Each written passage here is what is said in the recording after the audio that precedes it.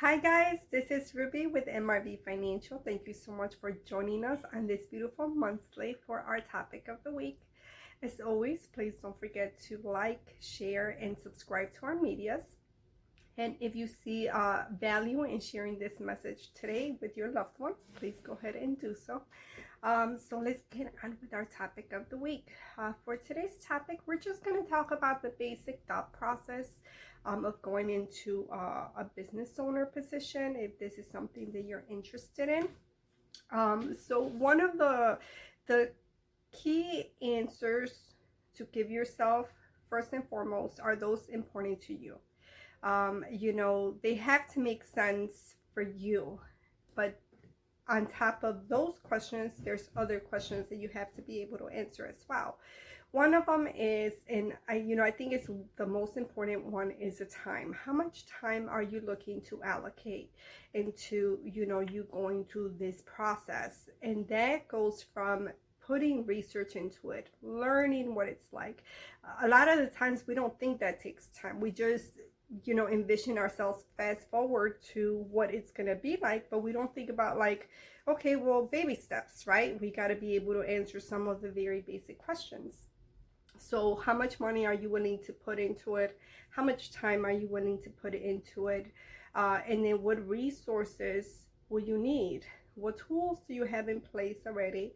What manpower can you seek out as well?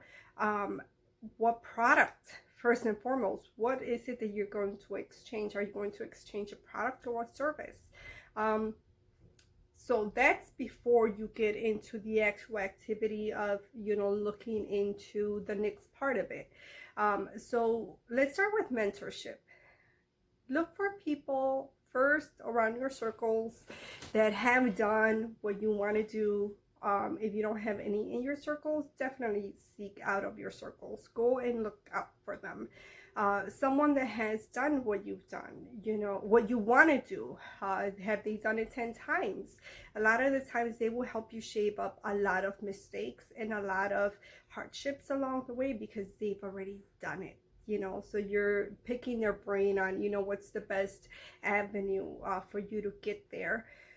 Along the way, you will make your own mistakes. You're gonna find out your own things that work for you. You're gonna wanna really identify what you're not willing to do, because a lot of that is going to help you identify, answer a lot of the other questions a lot faster too. So let's start off with the tools. What tools do you already have in place? Do you already have money saved up? Do you got to start saving money for it? But in order for you to, know how to allocate the money, you're going to have to find out how you're going to spend it. How is it going to return your profit reasonably? You want to have your break-even point. Where is my bottom? What is the most that I'm willing to lose? And then you're going to want to attach a time frame to that to say, okay, well, reasonably speaking, I got to give myself a certain amount of time before I got to put in, and then it's going to come back to me. So your break-even point and your timeline have to align with each other. Look at it like if you're looking at an angle. Eventually they're going to have to meet, or a square, however, obviously I'm not good at this, but wherever it needs to meet, that part of where it needs to meet is what's going to help you identify how to move on, or how to align your resources. The thing about the timeline, start with things or activities that have an expiration date. Think of it like you're in school right now, but you're going to be finished by X date. Well, by X date, you're going to have X amount of hours given back to you because you're going to be finished with one project that you had going on for yourself, right?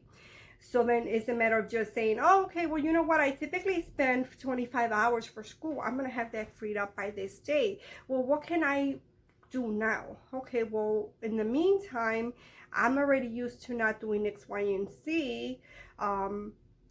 What if I remove those for now and then put them back later. A lot, you're able to do that too.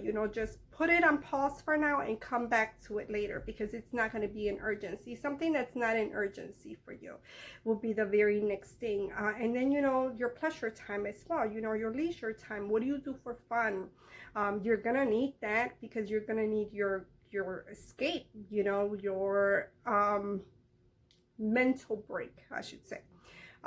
You need to stay motivated. So work all the time may not be feasible. You need to implement some, just relax time, because your brain needs to disconnect so that, you can come back refreshed. What of those activities are actually beneficial to you, and what of those activities are actually taking from you? So, these activities consist of listening to music, watching TV, listening to, maybe you listen to podcasts. That you're already doing it. And a lot of the times, you're not, okay, well, I'm already doing it. What if I cut off this other thing? So it's just looking at your puzzle pieces, looking at the lay of the land and saying, okay, what do I already have going on, and what can I change? It's all about habits and showing up to your commitments. That's as far as time. And then as far as money, well, you're going to need to identify what it is that you're going to do. Are you going to need materials? Are you going to need classes? Are you going to need I don't know, whatever goes into play for your services or your products? You're going to want to have a good budget of everything that you're going to need, because you're going to need to come up with money for this. And then the people in your circles who can help you get there. A lot of the times we think that we got to do it alone. Yes and no. You might have to do a lot of alone thinking, you just to get everything into play, but you're gonna be working a lot with people. I mean, that's the whole point of it. You're trying to bring a product or a service to the consumer, to your friends. You feel that you offer a good value, so you need to be able to identify who is already able to help you in that area, because you're gonna be in exchanging energies, so it's always good to start at home and then expand from that out. If there isn't anybody, then you could go out. There's a lot of places to find manpower. You could go on Fiverr, you could go on Upwork, you could go on LinkedIn. There's just so many people, so many places that you could find resources.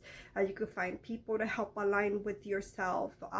So I think it's a lot of research from the beginning, but if you are able to give yourself just time, allocated time to your schedule to say, well, I'm going to work this much time on it.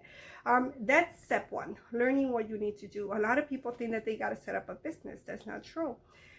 There's situations where you don't have to set up a business. Then there comes the next step, of figuring out, the legalities of it. Who are the people that will help you, make this official. So think of, other professionals that will help you. Well, you're going to need someone for your finances. You're going to need someone, if you're building houses, to do the work. If you're, an artist, you're going to need other artists, that are good at the segment that they're good at, right? So start to think of those things. And then the next part is the whole commitment and the activity and the I get to show up every day.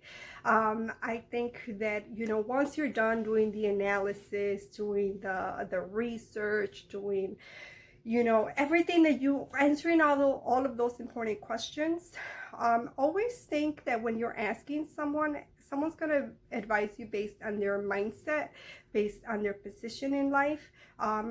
So if they're not in the same mindset, and then also don't take the whole advice if it's not good for you. It's okay to ask, and it's okay not to take the advice too.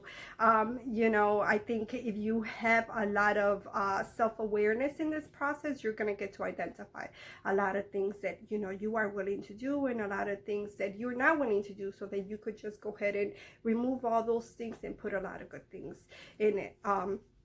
So yeah, that brings me to the end of our topic. I hope that this was very valuable for you. If you have any questions for us about setting up the actual entity, please do reach out to us. If you have any other questions, please do reach out to us. As always, thank you so much for your time, and we wish you a great week. Bye.